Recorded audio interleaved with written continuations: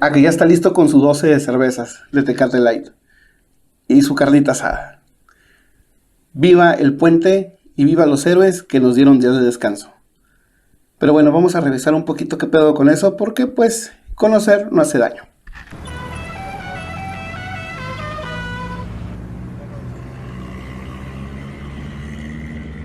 Corría el año de 1910 cuando el villano favorito de todos, Porfirio Díaz, era retado por un joven Francisco I. Madero, o Francisco Ignacio Madero, quien representaba los intereses de la gente que no podía participar en este pedo político. Y es que según la CEP, Porfirio Díaz fue el gran villano que tuvo sometido a México por 30 años, porque solo nos interesa la segunda mitad de su mandato, porque en la primera, cuando tuvo aciertos, pues parece que es mejor ocultarla abajo de la cama para no darle crédito por los aciertos que también tuvo.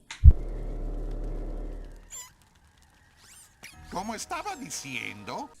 Nada más para aclarar que la Revolución Mexicana la hemos estudiado mal. La vemos como un movimiento cuando en realidad son múltiples revoluciones. Sabemos que a lo largo y ancho de esta república existieron necesidades distintas, hubo sectores que no tuvieron las mismas atenciones y que después de esos 30 años de un desgastado sistema político, pues comenzaron a notarse, y que no fue sino hasta después de la entrevista de Porfirio Díaz con James Krillman, donde promete que vamos a tener un ejercicio democrático donde se va a permitir la oposición, es que todos estos grupos buscan quien los represente para encabezar una resistencia organizada y con esperanzas de triunfar. De manera general, pues ¿cuáles son estas facciones? El peón, que se la pasa endeudado, así como usted con Coppel, y que debe de estar trabajando de por vida a cambio de techo y comida. El obrero, que no tiene ni un maldito derecho, que si un día tiene un accidente en el trabajo, el patrón no lo va a indemnizar, y que si pierde una mano, como ya no puede trabajar, lo pueden correr sin pedos, y no tiene quien lo defienda, mucho menos algo que se llama seguro médico. También encontramos ahí a los jueces, bueno, no los jueces, sino a los miembros de partidos políticos pequeños que no pueden competir libremente en las elecciones, ya que pues todo esto ha sido acaparado por la estructura porfirista, que al igual que el presidente envejeció con el paso del porfiriato, y que pues también están ansiosos por participar y ser parte de la política. Encontraremos también a los pequeños comerciantes, que no van a tener las mismas ventajas para competir contra las grandes empresas, algo así como la tiendita de la esquina y los pinches Oxxos, ¿no? Y por último, la cuestión del favoritismo que se le da al extranjero sobre el mexicano. Entendemos que esos güeyes serán los del billete, pero al momento de repartir los proyectos y garantizarles la seguridad de los negocios, siempre estuvieron primero que los nacionales.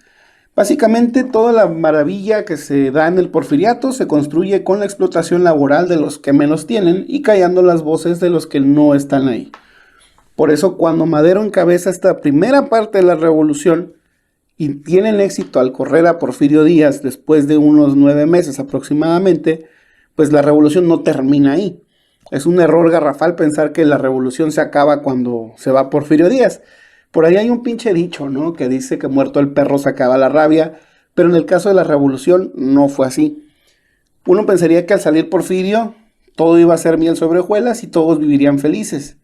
¿Se imaginan un mundo sin porfiriato?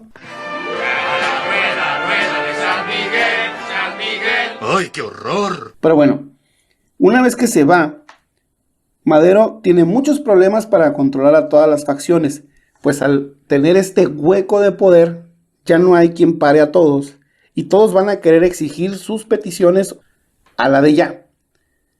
Madero, por lo tanto, intenta hacerlo de manera razonable, legal, y pide tiempo que no le dan, por lo cual también vamos a observar bastantes levantamientos en el norte y en el sur, dirigidos principalmente por Zapata con su plan de Ayala, el cual acusa a Madero de no cumplir con el reparto agrario que le había prometido y toma las armas.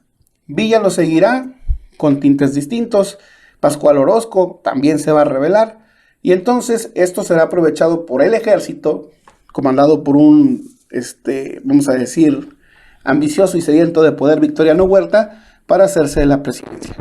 Y una vez que Madero es traicionado, será la primera de muchas traiciones y del todos contra todos por ver quién retendrá ese poder o esa silla presidencial. En sí, nosotros vamos a observar una serie de estrategias innovadoras y algunas, llámense militares y políticas para tratar de encauzar el país. La más importante, dice la SEP, que es la Constitución del 17. Y sí, ahí se integran algunas de estas demandas populares. Educación impartida por el Estado, reparto agrario, derechos para los trabajadores y la separación de la Iglesia y Estado, que una vez que Carranza llegara a la silla después del 17, pues no las cumple, porque no van con su agenda, porque continúa con estos negocios entre el poder y los empresarios cercanos a los funcionarios, y en lugar de permitirle a las personas ejercer esos derechos, utilizará todos los medios posibles para poderlos controlar. Quiere decir que en papel la revolución había triunfado, pero en la práctica todavía le faltaba tiempo. Cuando lleguen los sonorenses al poder a partir de 1920, vamos a empezar a notar que hay gobiernos de tinte populista, donde estas cosas se empezarán a manejar poco a poco. Sí, va a haber un reparto agrario tan agresivo que van a regalar tierras que no forzosamente son fértiles, van a crear proyectos bancarios para apoyar a los campesinos y que puedan producir en las tierras, ya que es el proyecto económico que están vislumbrando, y se va a fundar una de las instituciones que a la fecha nos dicen que creer, que es la SEP, manejada por un José Vasconcelos comprometido con la educación, que tratará de poner una visión nueva de la identidad nacional. Por eso es que a partir de los 20, las figuras que nosotros vamos a venerar en la historia pública, pues son estos personajes o caudillos de la revolución, sin importar cuáles fueron sus errores o aciertos. ¿Por qué? Porque estos gobiernos han emanado de la revolución y para poder legitimarlos, pues hay que ver a esta revolución como una de las cosas o uno de los aciertos más grandes del siglo XX, y entonces ahí nacerá nuestro pleito a muerte con Porfirio Díaz. Como habíamos dicho al principio, solo vemos la segunda mitad de su gobierno, que es donde están todos los vicios, ¿no? Esta nueva visión revolucionaria que trata de justificar todo ese derramamiento de sangre, la fundación de un nefasto partido que después va a desencadenar el surgimiento de otro peor, porque no son lo mismo, aunque a la gente le encante decir que es lo mismo, pero ese es tema de otro día. Quiere decir que al final nuestra revolución ha quedado, para algunos, incompleta, ya que no hemos visto que se cumplan cabalmente todos los puntos que están en la Constitución. Y entonces aquí es donde uno tiene que preguntarse, ¿la educación impartida por el Estado realmente es de calidad, como se había dicho, y es para todos, como se había dicho? Porque también el indígena cuenta, porque también el indígena es mexicano, y mal llamado indígena, sino los pueblos originarios, ¿cuál es el nombre correcto?, tienen esa educación también. Se capacita maestros para que les den clases en sus lenguas originarias, para que no se pierdan.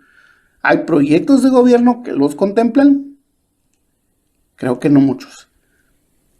Los trabajadores tienen el cumplimiento cabal todos sus derechos.